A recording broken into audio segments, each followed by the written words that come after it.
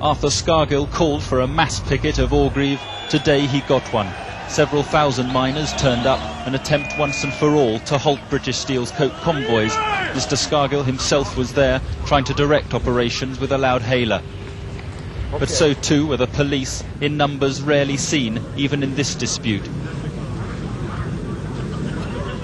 The pickets were penned in away from the front entrance, but when the first convoy was spotted at around 9 o'clock, the trouble began. The pickets surged and running fights broke out. Missiles were thrown and fencing ripped up. But when the smoke bombs went off, the reinforcements and the riot shields moved in. And all the while, the lorries, 35 of them, swept in procession into the plant. The injuries were to both pickets and police, the victims taken away to waiting ambulances. An hour and 20 minutes later, the newly laden lorries left for Scunthorpe, their drivers well protected in their cabs.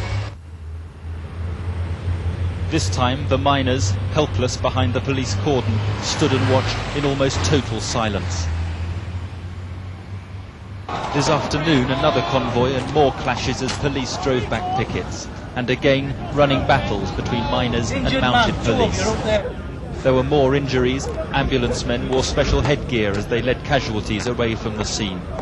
There are clearly two conflicting views of who is to blame for the trouble.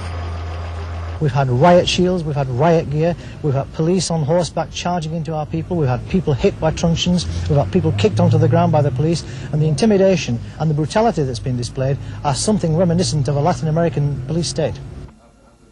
But tonight, police put on display some of the weapons they say were used against them and their horses.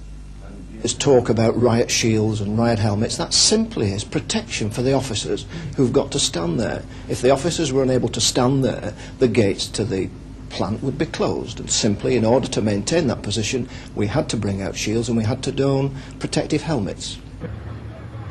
One thing, though, is certain. The lorries did get through, and with the drivers saying they'll continue the coke runs, further confrontations appear inevitable.